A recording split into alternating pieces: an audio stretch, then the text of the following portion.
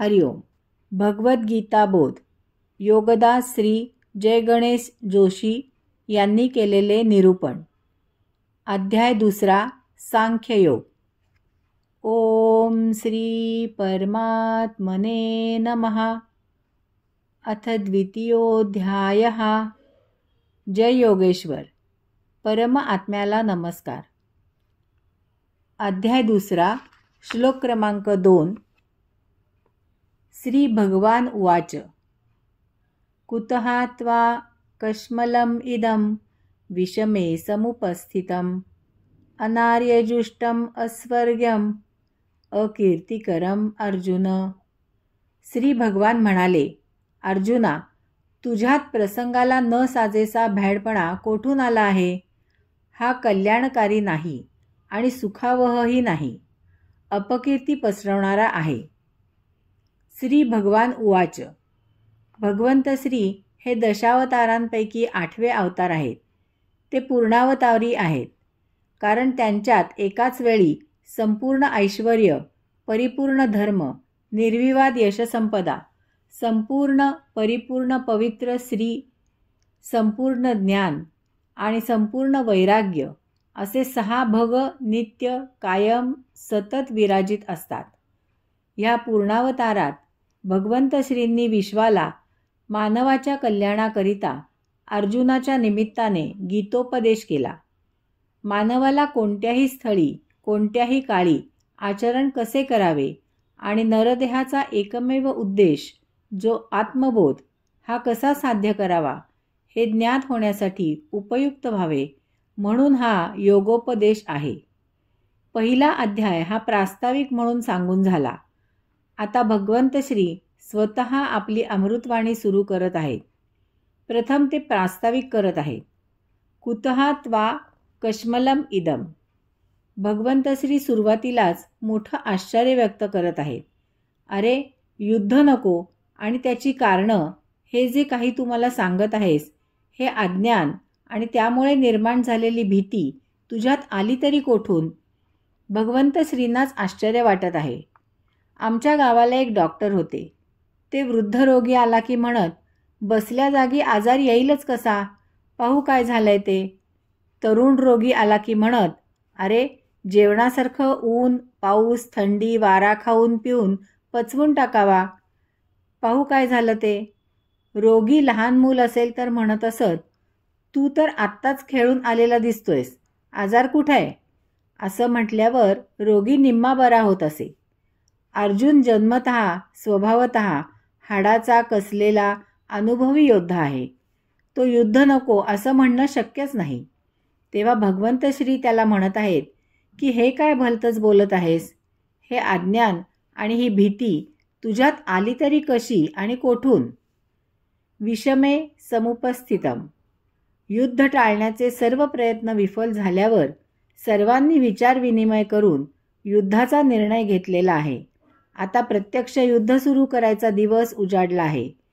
कौरवांना कंठस्थान घालायच्या ईर्षेने अर्जुन रणांगणावर आलेला आहे. रणवाद्ये वाजवली जात आहेत. स्वतः भगवंत श्रींनी आणि अर्जुनांनी आपापले शंख फुंकले आहेत.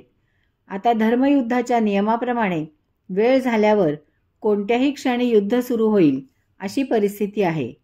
अशा ऐन युद्धजन्य परिस्थितीत आयत्या वेळी अर्जुन गलितगात्र होऊन म्हणत आहे की स्वजनांची हत्या हे पाप आहे. मी युद्धच करणार नाही, निशस्त्र होणार, शत्रूच्या हवाली होऊन मरण पत्करणार. रणांगणावर येण्याआधीची अर्जुनाची वैचारिक आणि मानसिक स्थिती आणि रणांगणावर आल्यानंतरची त्याची वैचारिक आणि मानसिक स्थिती ही परस्पर विरुद्ध विपरीत आहे. म्हणून भगवंत श्री याला विषम म्हणत आहेत. ही बदललेली वैचारिक आणि मानसिक स्थिती अर्जुनाच्या विचारात किंवा मनातच न राहता ती प्रत्यक्ष त्याच्या आचरणात उतरली आहे. एखादी सामूहिक कृती करताना वेगळे विचार सुचतात, तरीसुद्धा इतरांशी विचारविनिमय केल्याशिवाय कोणी तो विचार प्रत्यक्षात आचरणात आणत नाही, कारण त्यात इतर सहभागी झालेले असतात. त्यांच्या मताची सहभागाची दखल घ्यावी लागते. येथे अर्जुन सर्वानुमते ठरलेल्या कृतीपेक्षा त्याच्या उलट वागायला लागला आहे. याची येथे भगवंत श्री तसे बोलून दखल घेत आहेत. अनार्यजुष्टम. अर्जुना, हा तुझा भित्रेपणा तुला कल्याणकारक नाही. सुशिक्षित समजदार लोक असे वागत नाहीत. एकदा कुटुंबियांनी सर्वसंमतीने सर्वांच्या हिताचा निर्णय घेतल्यावर परस्पर एकट्याने त्याविरुद्ध वर्तणूक करणे तुला शोभत नाही. तुमच्या बाजूने युद्धाकरिता तुझे आणि तुझ्या कुटुंबियांचे हितचिंतक, नातेवाईक, सखे, सोयरे स्वतःचा प्राण अर्पण करून आलेले आहेत. या दुष्ट नराधमांना कंठस्थान घाला, असा खुद्द तुझ्या मातेचा, कुंतीचा आदेश आहे. तुझ्या पत्नीची तशीच तीव्र इच्छा आहे. तुझ्यासारख्या शूरवीराने स्त्रियांची बेआबरू करणाऱ्यांना असं मोकळं सोडणं आणि वर त्यांना अधर्माचं राज्य सुखानं करायला देणं हे योग्य नाही. शहाणे लोक भौतिक आणि पारमार्थिक अशा दोन्ही ठिकाणी कल्याणकारी तेच करतात. भौतिक सुखापुढे पारमार्थिक आणि पारमार्थिक विवेकापुढे भौतिक अशा या दोन्हींचा समन्वय साधणाऱ्यांना जीवनाचा खरा अर्थ समजतो. अस्वर्ग्यम. अर्जुना, हे तुझं असं दिग्मूढ होणं तुला सुख प्राप्त करून देणारं नाही. भौतिक जीवनात आपलं आयुष्य सुखाने जावं असंच प्रत्येकाला वाटत असतं. जीवनोपयोगी वस्तू आवश्यक त्या आणि आवश्यक प्रमाणात सहज उपलब्ध व्हाव्यात असं प्रत्येकालाच वाटत असतं. अशा या जीवनोपयोगी वस्तू विपुल प्रमाणात सर्वोत्तम प्रतीच्या विशेष कष्ट न घेता सहजासहजी उपलब्ध होणं हे भौतिक जीवनात स्वर्गसुख असतं. या अशा तुझ्या वागण्याने तू तुझं हक्काचं राज्य गमावून स्वर्गसुखाला वंचित होत आहेस. अकीर्तिकरम. अर्जुना, अपराजित अजोड योद्धा म्हणून तुझी कीर्ती जगतात आहे. परंतु आता आयत्या वेळी जर तू युद्धातून माघार घेतलीस तर तुझी पळपुटा म्हणून इतिहासात नोंद होईल. हे तुला लांछनास्पद आहे. एक जगज्जेता योद्धा युद्धाला घाबरून पळून गेला अशी तुझ्या नावावर नोंद होणं तुला शोभणारं नाही. तू असं केलंस तर येथून पुढे तुझ्यावर कोणीही विश्वास ठेवणार नाही. विश्वासघातकी म्हणूनच तुझी दुष्कीर्ती होईल. आत्तापर्यंत मागे तू किती लढाया जिंकल्या आहेस ते लोक विचारात घेणार नाहीत.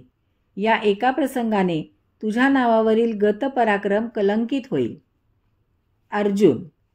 भगवंत श्रींनी अर्जुनाचं वागणं विषम आहे असं सांगितलं आहे.